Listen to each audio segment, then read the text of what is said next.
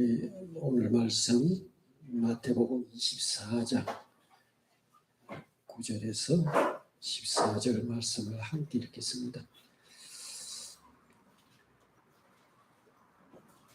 24장 마태복음 24장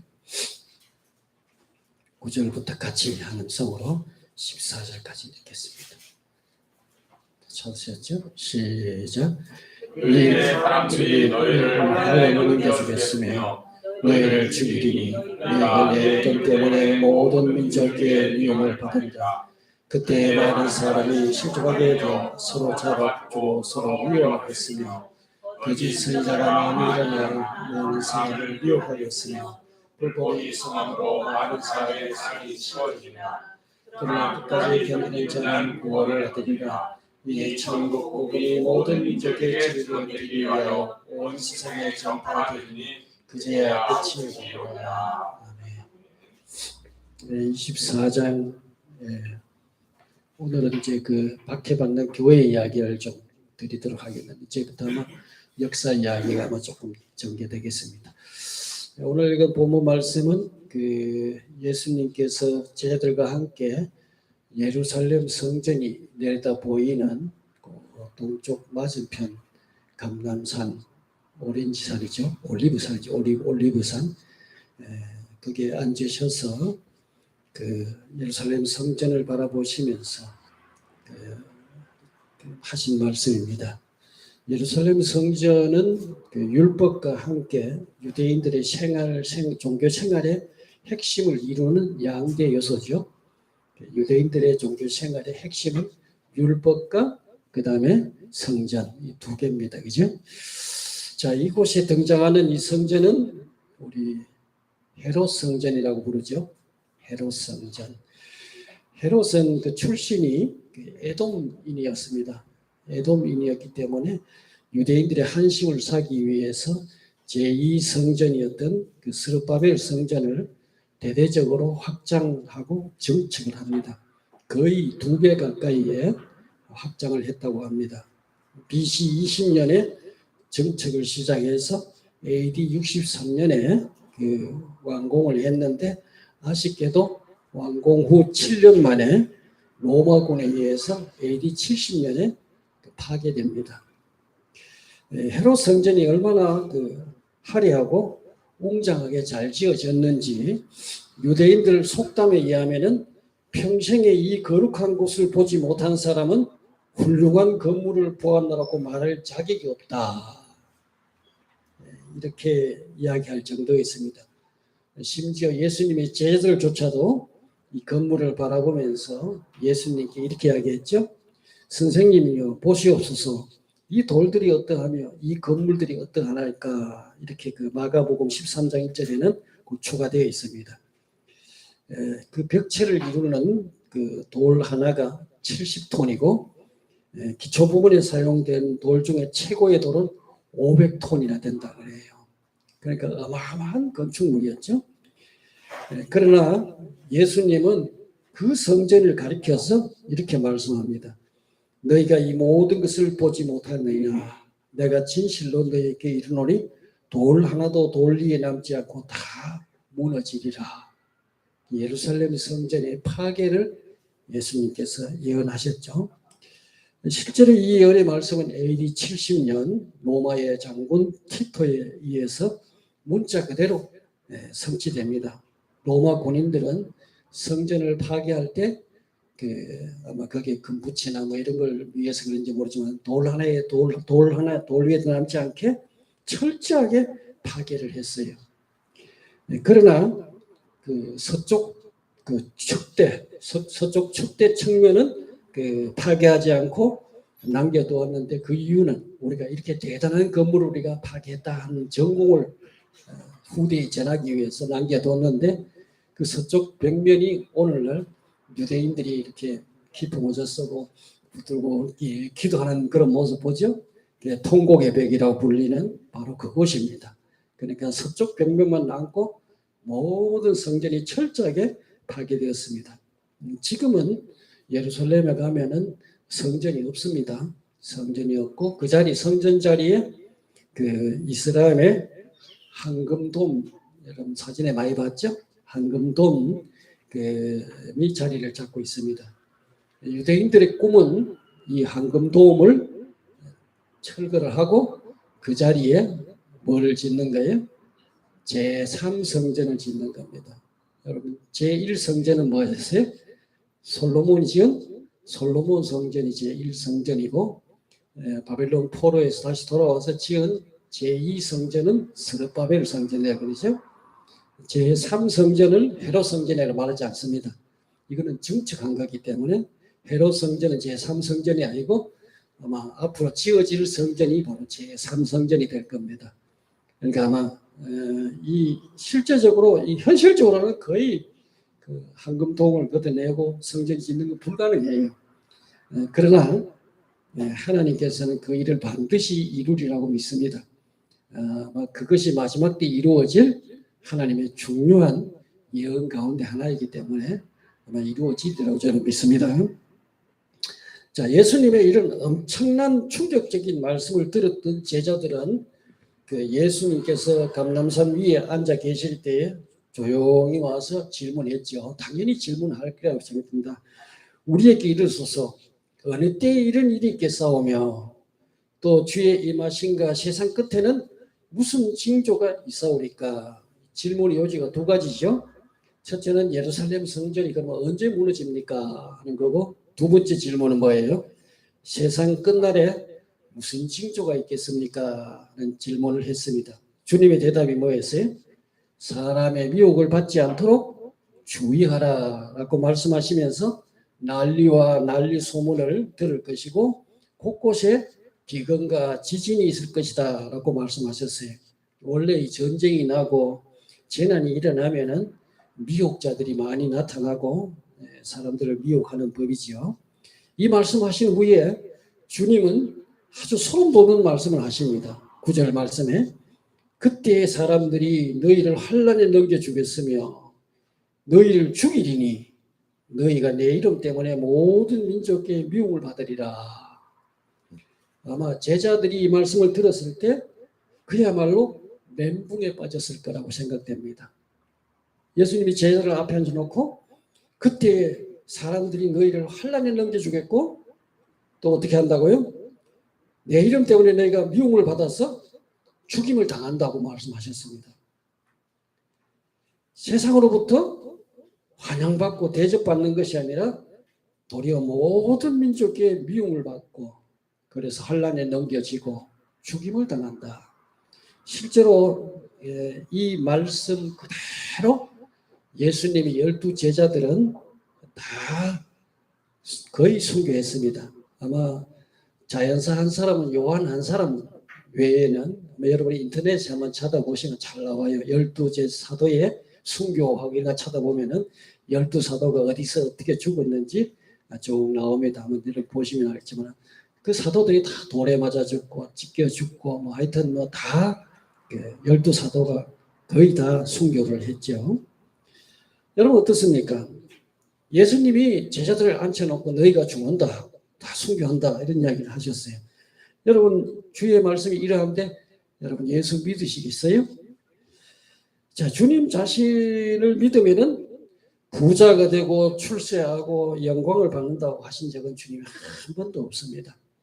반대로 주님 믿으면은 고난당하고 핍박당하고 환난당하고 죽임을 당한다.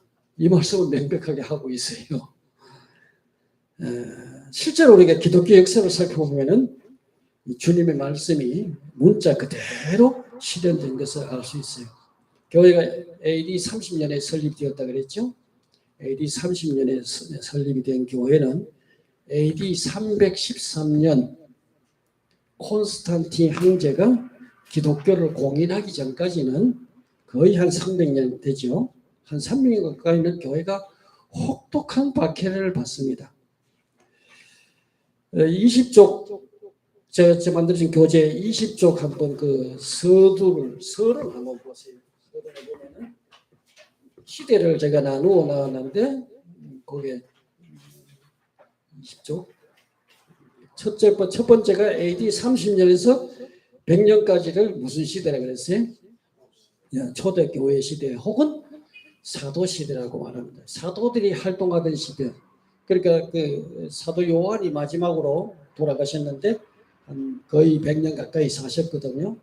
이때까지는 이제 우리는 사도 시대라고 부릅니다. 사도들이 활동하던 시대. 그 다음에 두 번째 시대가 뭐예요? 100년에서 313년까지 이 시대를 속사도 시대 혹은 교부 시대라 그렇게 부릅니다. 그러니까 제자들의 제자 말하자면 그 예수님의 제자들의 제자들이 주로 활동하던 교부들이 활동하던 시대, 교부 시대라고 하는데 이 두 시기는 그야말로 환란의 시대다 할 만큼 하여튼 뭐 교회가 굉장한 시련을 겪습니다. 엄청난 박해를 받고 그렇죠. 그 아마 예레미야 30장 7절 말씀을 꼭 떠올리게 해요. 슬프다 그날이여 그와 같이 엄청난 날이 없으리로다. 그날은 야곱의 환난 때가 됨이로다. 그러나 그가 환난에서 구해냄을 얻으리로다 하는 말씀이 생각날 정도로 야곱의 환난의 때 아마 이 AD 314년까지는 그야말로 기독교가 야곱의 환난의 때가 아니었던가 그런 생각이 들 정도입니다. 여러분 26쪽 로마가 기독교를 박해했던 10대 박해표를 한번 보시기 바랍니다. 26쪽을 한번 보세요. 거기 보면은 10대 박해표가 나오죠. 기독교를 박해했던 왕들 이름이 쭉 나옵니다. 네로 황제 그죠? 이건 너무나 여러분 잘 아시죠. 네로 황제. 그 다음에 도미티아누스. 이 도미티아누스라고도 하기도 하고 도미티안이라고 합니다. 그 다음에 세 번째 박해했던 사람이 트라이아누스. 이게 트리안. 이 누스는 얀으로도 그 표현해요. 하드리아누스, 하드리안 똑같은 이야기입니다. 마르쿠스, 아울레루스, 그 다음에 뭐 쭉 내려가죠. 마지막에는 디오클레티누스, 디오클레티안 똑같은 이름입니다. 여러분 그렇게 이해하시면 되겠습니다. 그러니까 AD 30년에 시작한 예루살렘 교회는 약 한 30년 지날 동안에 로마에게까지 교회를 세우는 굉장히 빠른 속도로 교회가 성장해가는 모습을 보여줘요. 네로가 한 64년도에 박해 시작됐죠. 네로가 기독교를 박해하기 전까지는 환란이 있었지만은 핍박이 있었지만은 그렇게 심하게 전도하는데 방해가 될 정도로 그럴 정도는 아니었어요. 왜냐하면은 그때까지는 이 기독교를 로마인들이 생각하기를 유대교의 한 부류, 유대교의 한 부류로 생각했기 때문에 전도하고 복음 전하는데 큰 어려움이 없었습니다. 그러니까 왜냐하면 그 당시 유대교는 또 로마에서 합법적으로 인정을 받고 있었기 때문에 그런 어떤 국가적인 어떤 일의 박해는 없었습니다. 근데 이제 네로 황제로부터 시작해가지고 이 로마 제국의 박해가 시작이 되는데 로마 황제들 10황제를 거치면서 그야말로 엄청난 박해에 일어나는데 이것을 10대 박해라 기독교 역사에 있었던 흑역사죠.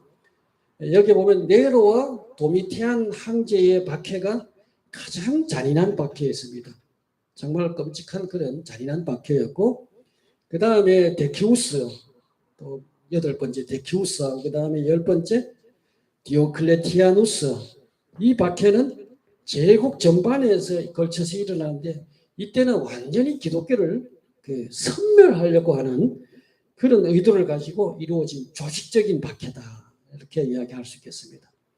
하여튼 이 같은 시기에 이런 박해 시기에 교회의 최우선 과제는 뭐였을까요? 이때는 오로지 뭐예요? 살아남는 것이 최우선 과제입니다. 그렇죠? 이때는 살아남는 게 최우선 과제였어요. 이 시기는 주로 기독교 변증가들이 등장해서 활동을 했습니다. 우리가 기독교 변증가들 가운데 유명한 사람들이 로마의 클레멘스라는 사람이 있고 안디옥 감독 이그나티우스가 있고 그 다음에 스머나 감독 폴리갑이라는 사람이 있고 헤르메스 이제 순교한 저스틴 이런 인물들이 있는데 이 사람들이 그 당시에 변증한 내용들은 복음을 변증한 게 아니에요. 예수 믿으라고 변증한 게 아니고 우리 기독교가 너희들이 생각하는 것처럼 그런 범죄자가 아니다. 이런 걸 주로 이제 변증을 했습니다. 그러니까 왜냐하면은 이 엄청난 박해가 몰아치는데 그러니까 우리는 그런 너희가 말하는 것처럼 그런 범죄자들이 아니다. 이제 그런 노력들을 주로 했었죠. 그래서 오늘은 이제 가장 먼저 일어났던 네로 박해 이야기를 조금 이제 해드리겠습니다. AD 64년 그러니까 AD 64년 여름에 어느 날 로마시에 대화재가 발생합니다. 뜨거운 화염이 6일 동안이나 그러니까 6일간 도시 전체를 집어삼켰는데 로마시는 14개 행정구역이 있습니다. 우리 대구는 몇 개 행정구역이 있어요? 중구, 북구, 서구, 동구, 뭐 달서구 뭐 몇 개 있죠. 그러니까 이 로마시에는 14개 행정구역이 있었는데 10개 구역이 완전히 재떨이를 해버렸습니다. 그러니까 14개 행정구역에서 10개가 그러니까 이거 어마어마한 화제였죠. 그죠? 옛날에 제가 교회에 나가면서 목사님 설교를 들을 때 목사님이 그런 설교를 제 기억이 나요. 네로 황제가 로마시에 불을 질러 놓고 그것을 바라보면서 시를 읊었다. 시를 쳤다. 이런 이야기를 제가 들은 기억이 납니다. 그러나 그것은 사실이 아닙니다. 사실이 아니고 화재 발생 당시에 네로 황제는 로마에서 막 떨어진 곳에 있었어요. 그리고 화재 소식을 전해 듣고는 급히 돌아와서 이 소방대를 조직해가지고 화재 진압에 굉장히 힘썼습니다. 그러나 그 도시 재건이 시작될 무렵에 로마 시민들 가운데 네로를 비난하기 시작합니다. 어떤 소문이 돌기 시작했냐면은 그러니까 그 로마 네로가 신복들을 시켜가지고 도시 일부로 불을 질렀다. 도시를 새롭게 세우기 위해서 일부러 불을 질렀다. 마치 그 저 옛날에 박근혜 대통령 때 그 박근혜 대통령이 그 세월호 사건 일어나고 나서 온갖 뭐 그 소문들이 도는 것처럼 그러니까 이런 가짜 소문들이 제가 아까 이야기한 것처럼 시를 불 질러 놓고 그 불타는 걸 보고 시를 읊었다. 이게 바로 가짜 소문입니다. 이 정치가 했던 네로는 소문의 위력을 너무나 잘 알기 때문에 이 사나워진 민심을 잠재우기 위해서 항실에 보석까지 풀어가면서 그 시민들에게 나누어 줬어요. 그 자기 보석을 풀어서 시민들에게 나누어 주기까지 했는데 그러나 소문이 한번 나는 것이 사실 무섭지 이게 잘 하지 않습니다. 그죠? 그 소문이 계속 퍼져나가니까 궁유지책으로 이 네로 황제가 이 화재의 책임을 누구에게 돌렸느냐? 그리스도인들에게 돌려버린 거예요. 저 사람들이 불질렀다. 그리스도인들이 바로 로마시에 불을 지른 것이다. 이렇게 말하자 분노가 마치 그 불길처럼 타오르고 있는데 그 하목으로 그리스도인들 집어 던져놓은 것 같습니다. 그러니까 이 박해가 그리스도인들을 향하는 분노가 얼마나 끔찍하고 가혹했겠냐는 겁니다. 옛날에 일본 관동 대지진 때 그 민심이 흉흉해지니까 뭐라 그랬어요? 조선인들이 그 우물에 독약을 탔다. 이런 소문을 퍼뜨려가지고 그 조선인들을 티켓 삼아가지고 무참하게 죽였죠. 이런 원리를 잘하는 자들이 오늘날 공산주의자들이에요. 이게 참 우리가 조심해야 될 문제들이다. 그죠? 자, 어떤 역사가는 이렇게 기록하고 있어요. 그들은 그리스도인들에게 동물 가죽을 씌워서 사나운 개를 풀어놔가지고 물어 죽게 했다. 또 그리고 십자가에 매달아서 그들을 죽였고 또 산채로 불살라가지고 로마 궁정에 야외 옥외 파티를 밝히는 조명으로 삼기도 해요. 그러니까 파티를 여는데 그리스도인들을 잡아다가 죽여가지고 그게 산채로 묶어놓고 그걸 불 밝혀가지고 파티를 해요. 이렇게 그리스도인들을 무참하게 죽였습니다. 그러니까 이 네로 박해 때 기독교의 지도자였던 바로 베드로가 잡혀가지고 우리가 잘 아는 대로 어떻게 죽었어요? 베드로는 예수님이 십자가에 바로 돌아가시고 나는 감히 내가 바로 돌아가서 나를 거꾸로 그렇게 베드로 거꾸로 십자가에 못 박혀 죽었다. 그런 이건 전설입니다. 그렇게 죽은 것으로 전해지고 있고 그 다음에 바울이 체포되어 가지고 바울은 로마 시민권자이기 때문에 십자가형은 안 받습니다. 그래서 칼로 찔려서 이제 칼로 죽였다고 그렇게 전해지고 있죠. 그러니까 이 네로 황제 박해 때 교회 큰 지도자 베드로와 바울이 그 순교를 당했습니다. 자, 그리스도인들이 이런 정치적인 타켓이 되었던 그 이유가 무엇이었을까? 여러 가지 이유들이 있겠지만은 첫째, 그리스도인들이 다른 신을 거부했기 때문에 그랬어요. 그러니까 그리스도인들은 오직 누구만 섬겨요? 하나님 한 분만을 섬깁니다. 그렇죠? 우리는 하나님 한 분만을 섬기는데 이런 믿음들이 그 당시 로마인들이 바라볼 때는 굉장히 오만방자하게 보였습니다. 그래서 로마인들은 온갖 잡신을 다 섬겼죠. 우리나라 사람들도 마찬가지입니다만 심지어 그 알지 못하는 신에게도 그러니까 온갖 신을 다 섬기다가 혹시 빠뜨릴까 싶어가지고 알지 못하는 신 해가지고 이렇게 섬길 정도로 온갖 우상들을 다 섬겼죠. 자, 이렇게 우상에게 제사를 지냄으로써 그들은 자신들뿐만 아니라 로마 제국의 안녕과 그 다음에 로마 제국의 번영을 돕는다고 그들은 믿었습니다. 특히 로마 황제 숭배에 대해서 기독교인들 로마 황제 숭배를 거부했죠. 이 자체는 국가 자체에 대한 반발로 이해를 하게 되었습니다. 로마인들은 이런 신의 존재를 부정하는 것은 나라를 사랑하지 않는 매국행위다 이런 식으로 이해를 했겠죠. 그래서 이들은 이런 그리스도인들을 가리켜서 뭐라고 불렀느냐 하면 한번 따라합시다. 불신자. 그 다음에 무신론자. 로마 시대 때는 그리스도인들이 불신자로 통했고 무신론자로 통했어요. 왜냐하면 우상을 안 섬겼으니까. 트리안 황제 때, 이 트리아니우스죠. 트리안 황제 때 서머나 감독이었던 그 폴리갑이 붙잡혀서 그 순교되는 장면이 나옵니다. 그 순교 사활을 보면은 로마 당국자들이 이 폴리갑을 잡기 위해서 이 폴리갑의 시종을 붙잡아서 모지게 고문해가지고 결국은 이 폴리갑이 숨어있는 의지처를 찾아냈고, 그래서 이 86세의 노년의 그 목회자는 아무 저항도 하지 않고 그 순순히 체포되어 가지고 잡혀갔습니다. 로마의 총독이 재판정에서 그 폴리갑에게 이렇게 말합니다. 그대의 노년을 욕되게 하고 싶지 않으니 저 무신론자들을 죽이라고 말하라. 그러면 내가 풀어주겠다. 이렇게 이야기하는 내용이 나와요. 그대의 노년을 욕되게 하고 싶지 않으니 저 무신론자들이 누굽니까? 그러니까 잡혀온 기독교인들을 말하는 거예요. 그러니까 폴리갑을 향해서 말하기를 저 무신론자들을 죽이라고 명령만 내려라. 그러면 너는 죽이지 않고 내가 풀어주겠다. 이랬을 때 폴리갑이 자기를 둘러싼 군중들을 천천히 둘러보면서 그는 이렇게 이야기합니다.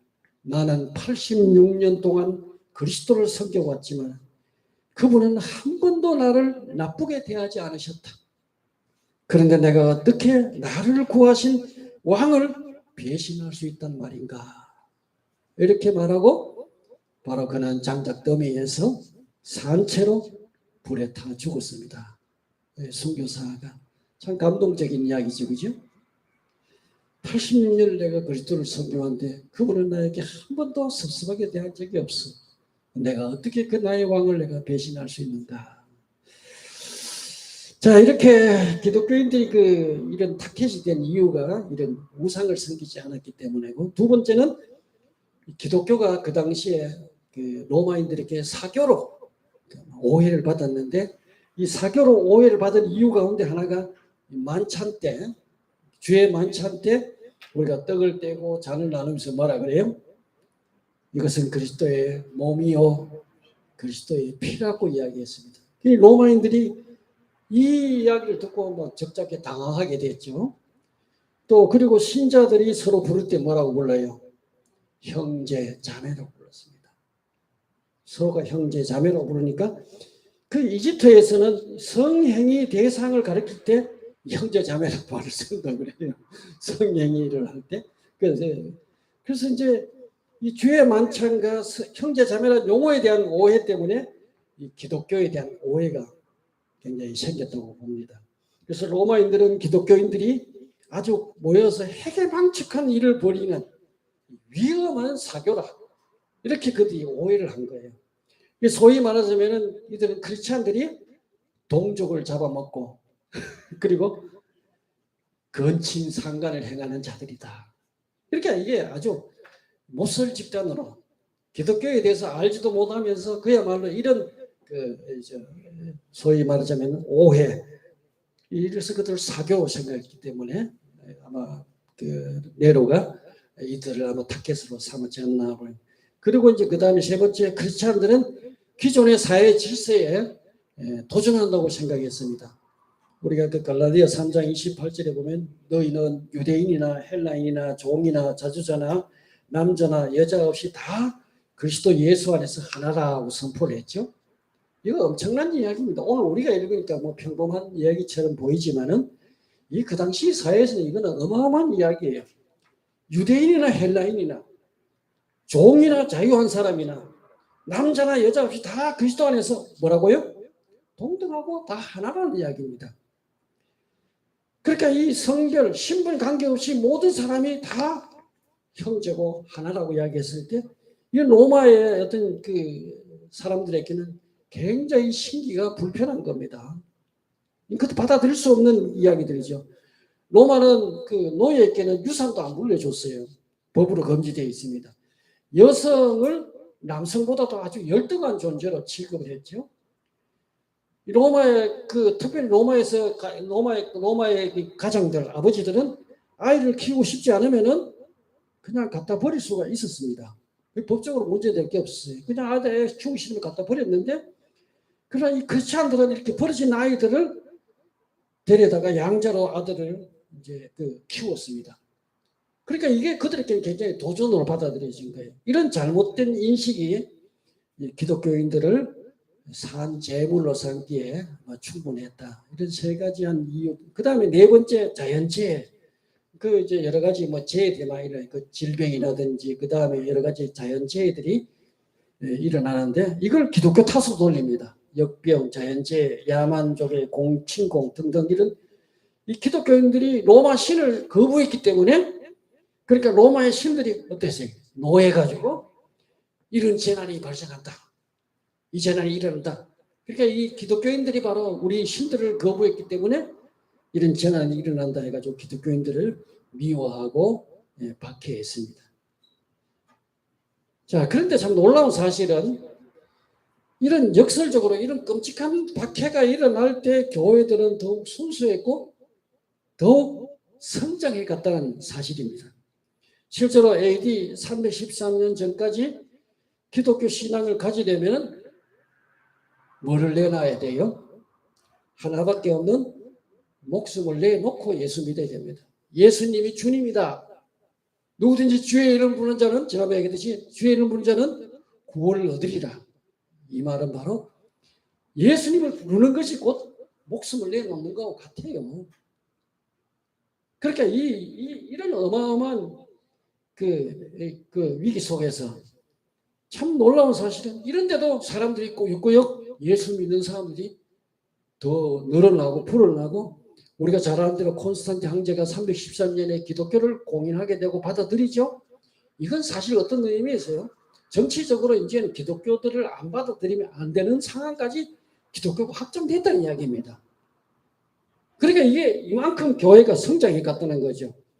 여러분 교재 25쪽에 보면은 이 교회가 성장했던 아마 내용 가운데, 이유들 가운데 한 세 가지 거기에 제시되어 있죠. 첫째, 기독교는 높은 도덕적인 지침을 제공했다는 겁니다. AD 100년경 로마는 굉장히 부패해서 이방인들까지도 경악할 정도로, 제가 전에 몇 년도인지 모르겠습니다만은 로마 폼페이 제가 다녀온 적이 있습니다. 제가 어디 갔다 왔다고요? 폼페이 갔다 왔다니까요. 근데 폼페이는 뭡니까?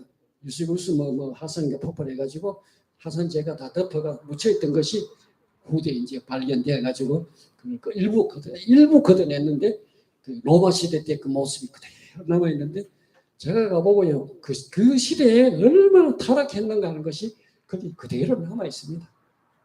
뭐 구체적인 이야기는 안 하겠습니다. 로마가 왜 망했는지 그 폼페이 시가지를 둘러보면서 느낄 수 있었어요. 그러니까 그야말로 이 도덕적인 어떤 이런 타락들 그러나 교회는 이들과 다르게 높은 도덕적인 수준을 유지하고 있었습니다. 그러니까 이런 것이 아마 그들에게 아마 매력적으로 보이고 교회로 돌아가는 원인이 되지 않는가. 근데 오늘날 우리 사회도 보면은 로마 시대하고 비슷한 것 같아요. 참 도덕적으로 많이 타락하고 부패하고 뭐 정치인들도 뭐 다 썩어 있죠. 또 참 성적인 이런 문란들. 근데 교회는 그런데 물들지 않고 이렇게 정말 높은 도덕률을 유지해야 되는데 교회도 비슷하게 사실 닮아가는 것 같아서 참 안타깝습니다. 그죠?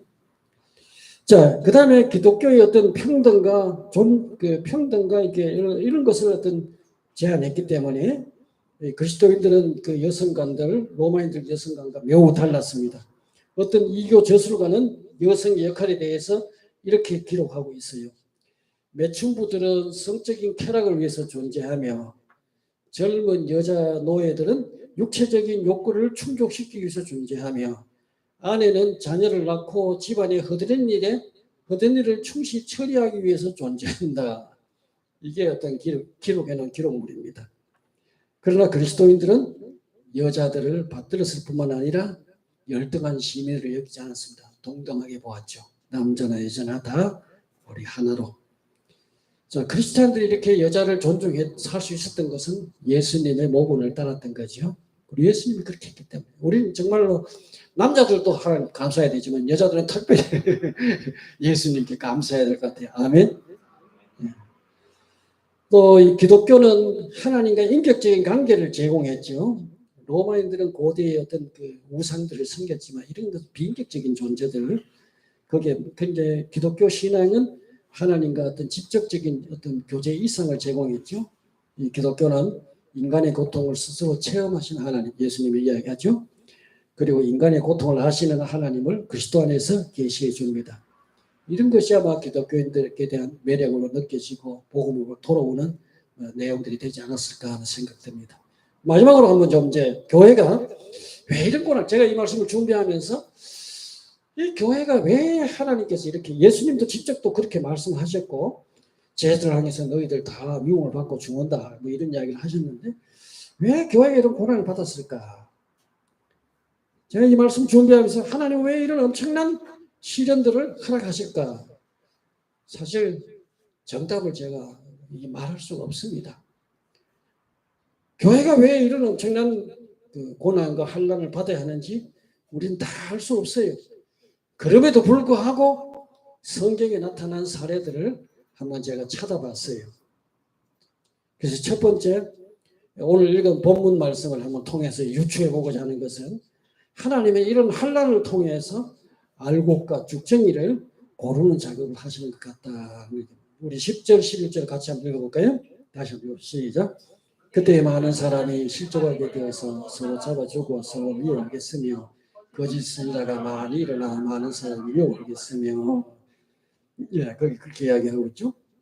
환난을 통과하면서 많은 사람들이 어떻게 된다고요? 실족하게 되고 또 서로 잡아주고 미워한다. 자, 이런 환난을 통해서 신앙의 진위가 드러나게 된다는 말씀입니다. 결국 참 신앙이 아니라 거짓 신앙 가진 사람들은 이런 환난을 통과하게 되면 어떻게 돼요? 결국 실족하게 되고 그 거짓이 드러나게 되고 결국은 배신하게 되고 이런 일들이 일어난다. 그래서 고린도전서 3장 10절 15절에 보면 바울도 그런 이야기했죠. 그 공적을 시험하는 그 이야기를 합니다. 그죠? 그 터 위에다가 집을 짓는 이야기하고 나오지 아시죠? 하나님이 그 공적들을 잘 지었는지 못 지었는지 하나님 공적을 시험하는데 그 시험을 뭐로 합니까? 불로 시험하잖아요. 불로. 하나님 불을 통과하게. 이게 환난이에요. 환난을 통과하게 할 때 지피나 나무나 이런 풀로 지은 집은 어떻게 돼요? 싸그리 확 타고 남는 것이 없습니다. 텃밖에 남지 않았죠. 그죠? 이걸 부끄러운 고원이다. 바울이 이렇게 표현했죠. 그런데 금이나 음이나 보석이나 이런 것으로 지은 집은 불이 통과하고 나서 어떻게 돼요? 도리어 더 빛나게 드러나고 있죠. 이렇게 타지 않고 남게 되면은 결국은 상을 얻는다. 뭐 이런 이야기를 합니다. 그러니까 하나님이 아마 이런 그 환난을 통해서, 이런 고난을 통해서 하나님 우리가 알곡과 쭉정이를 고르는 이런 목적으로 허락하지 않았는가 하는 생각이 들고요. 두 번째, 성도들이 환난을 당하는 것은 하나님의 공의로운 심판의 표다 하고, 특별히 데살로니가 후서 1장 4절에서 9절에 보면 바울이 이야기하고 있습니다. 데살로니가 교회들은 특별히 다른 교회보다도 환난을 많이 겪었어요. 예수 믿는 것 때문에 많은 사람이 미워하고 그들을 박해하고 그랬습니다. 근데 이들을 향해서 바울이 이야기하기를 이렇게 이야기합니다. 그러므로 너희가 견디고 있는 모든 박해와 환난 중에서 너희 인내와 믿음으로 말미암아 하나님의 여러 교회에서 우리가 친히 자랑하노라. 이는 하나님의 공의로운 심판의 표요. 너희로 하여금 하나님 나라에 합당한 자 여김을 받게 하려 함이니 그 나라를 위하여 너희가 또한 고난을 받으리라. 너희로 환난을 받게 하는 자들에게는 환난을 갚아주고 환난을 받는 너희에게는 우리와 함께 안식으로 갚아주는 것이 하나님의 공이시니 주 예수께서 자기의 능력과 천사들과 함께 하늘로부터 불꽃 가운데 나타나실 때 하나님은 모르는 자들과 우리 주 예수의 복음에 복종하지 않는 자들에게 형벌을 내리시니 이런 자들은 주의 얼굴과 그 힘의 영광을 떠나 영원한 명망의 형벌을 받으리로다. 이 말씀에 보면 교회가 시련을 겪고 환난을 겪는 것은 하나님의 공의로운 심판의 표다. 하나님의 공의로운 심판의 표다. 그러니까 하나님 나라에 합당한 자로 여김을 받게 하게 함이 위함이다. 바울은 이렇게 하겠어요. 그러니까 하나님은 이런 환난을 통해서 결국 나중에 세상을 하나님 심판하는 이게 공의로운 내용이 된다는 것이죠. 그리고 성도에게는 안식으로 잡아주는 것이다. 하나님의 공이다. 이게 하나님의 공이라는 겁니다. 그러니까 하나님 예수 믿는 사람들을 하나님 이런 시련과 고난을 통해서 하나님이 세상에 합당하게 공의롭게 그들을 형벌할 수 있는 근거가 된다는 말씀이죠. 자, 세 번째, 베드로를 통해서 이렇게 보면 베드로는 성도들이 당하는 환난과 시련을 이 성도들을 단련하는 어떤 그 수단으로 보았던 것 같아요. 베드로전서 1장 6절 7절에 한번 제가 읽어보겠습니다. 그러므로 너희가 이제 여러 가지 시험으로 말미암아 잠깐 근심하게 되지 않을 수 없으나 오히려 크게 기뻐하도다. 너희 믿음의 확실함은 불로 연단하듯 없어질 것보다 더 귀하여 예수 그리스도께서 나타나실 때 칭찬과 영광과 존귀를 얻게 하는 것이니라. 무슨 이야기입니까? 고난은 하나님 백성을 연단하고 재련하는 수단이 된다는 뜻입니다. 우리 말라기 3장 3절에 보면은 이런 말씀이 나와요. 그가 은을 연단하여 깨끗하게 하는 자같이 앉아서 네 자손을 깨끗하게 하되 은금같이 그들을 연단하리니 그들이 공의로운 제물을 나 여호와께 바칠 것이라. 주님께서 네 자손들을 하나님이 어떻게 연단하시느냐, 어떻게 깨끗하게 하시느냐. 금과 은을 연단하는 것처럼 하나님이 앉아가지고 뜨거운 불 속에 집어넣었다가 뺐다가 다시 물에 식혔다가 다시 집어넣었다가 이렇게 반복하면서 그들을 깨끗하게 연단하시고 재련하신다. 그렇게 말씀하십니다. 오늘 이런 시련들은 교회를 깨끗하게 하고 거룩하게 하는 수단이다. 우리는 다 이유를 몰라요. 그냥 이렇게 한번 성경에 나타난 내용들을 통해서 한번 찾아보는 겁니다. 네 번째는 사도 요한은 이 순교를 하나님의 어떤 섭리적인 어떤 그런 어떤 뜻을 이루는 수단으로 본 것 같아요. 요한계시록 6장 9절 11절에 보면 다섯 번째 일을 뗄 때 죽임을 당한 영혼들이 제단 아래에서 큰 소리를 하나님께 이렇게 호소합니다. 거룩하시고 참되신 대주제여 땅에 거하는 자들을 심판하여 우리 핏값을 갚아주지 않으시기를 어느 때까지 하려나이까. 그러니까 순교당한 사람들이 제단 아래에서 하나님께 호소합니다. 하나님, 거룩하신 대주제여, 이 땅 좀 심판하기를 언제, 우리 핏값을 언제 갚아주시렵니까? 이렇게 호소했을 때 주님께서 그들에게 각각 흰 두루마리를 주면서 이렇게 말합니다. 아직 잠시 동안 시대에 그들의 동무 종들과 형제들도 자기처럼 중용을 당하여 그 수가 차기까지 하라. 아직 좀 더 기다려야 된다. 숫자가 더 찰 때까지 기다려야 된다. 마치 어떤 순교에 코트제가 있는 것처럼 느껴지지 않습니까? 하나님께서 순교자가 얼마나 숫자가 나올 때까지 기다려라. 그게 어떤 우리가 다 알 수 없는 하나님의 어떤 섭리를 이해하지 못합니다. 아무튼 역사적으로 수많은 사람들이 피를 흘려서 왔어요. 교회의 역사는 피의 역사입니다. 사실은 예수님이 십자가에서 피 흘리신 것처럼 예수 믿는 사람들이 피 흘리면서 온 발자취들이에요. 우리나라만 하더라도 여러분 잘 아는 데는 유명한 주기철 목사님 같은 분을 너무 잘 알죠, 그죠? 제가 설명 안 해도 여러분 잘 아시니까 주기철, 손영원 목사님 같은 분들 유명한 분들이 있죠.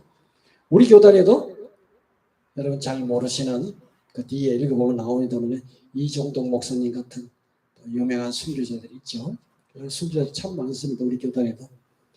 자, 어쨌든 이 기독교가 한 300년 가까이 이런 시련과 고난의 발자취를 걸어봤는데 하나님은 나름대로 어떤 섭리와 뜻이 있어서 이런 시련들을 겪게 하셨다. 그러니까 오늘날 교회가 어떤 의미에서 보면 이런 혼란이 사라지고 핍박이 사라진 게 이게 어떻게 교회를 타락시키는 한 원인들이 되지 않을까 이런 생각을 하면서 역사적인 내용들을 한번 오늘 좀 말씀을 드렸습니다. 이 정도로 마무리하겠습니다.